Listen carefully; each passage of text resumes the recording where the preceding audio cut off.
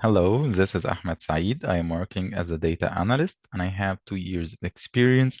Today, I am going to give you an introduction to descriptive statistics in understanding the types of data. So first of all, we might ask, what is even data? So we define data as a distinct piece of information. So does data means numbers or text only? Nope, data are coming in many different forms.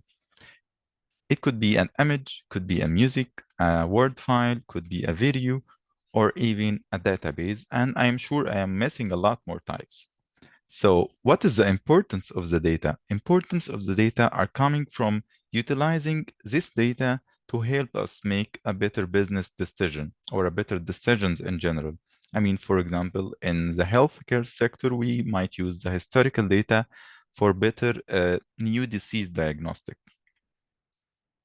So we should understand the type of the data in order to deal with it and utilize it correctly. So we classify our data into two main types. First is quantitative and second is qualitative. So quantitative data is the data that can be measured and expressed in numerical terms. For example, height, weight, temperature, age, and a lot more examples. So if we are having a data that could be expressed numerically, we consider it as a quantitative data. On the other hand, qualitative data is the data that cannot be measured numerically, and instead it describes a qualities or a characteristics of an object. For example, eye color, hair color, favorite food. For example, my favorite food is pizza. This is not a numerical data and cannot be expressed numerically. So next we are going to classify the quantitative data into two main types. So as we remember, quantitative data is a numerical data. So this numerical data could be classified into a continuous data and discrete data. So continuous, we mean by it could take any value on a given range. For example, on this graph, this data takes any value on a range from -2 to 2. So an example for this could be height, weight, age. So if we are having a range of height from 1 to 3 meters, any human could take any value on this range. For example, my height is 1.8 meters, my brother's height is 1.7 meters, and we could take any value on this given range. So if we are having the data or a variable that could take any value on a given range, we consider it as a continuous data.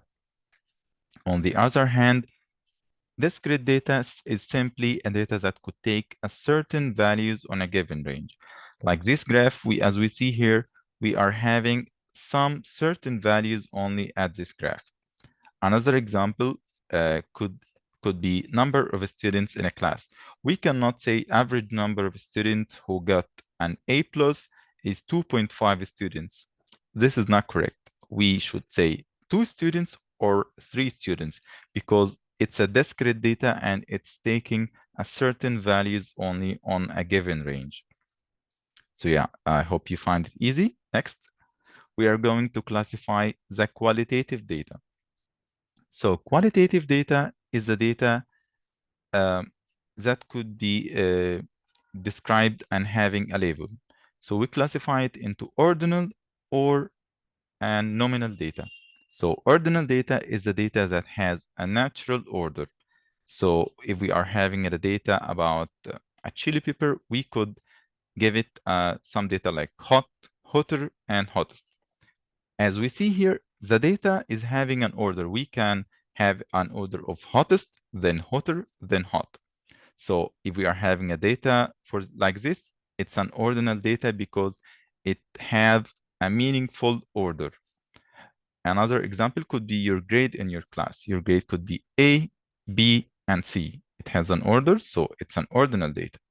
On the other hand, nominal data is simply a data that has no order.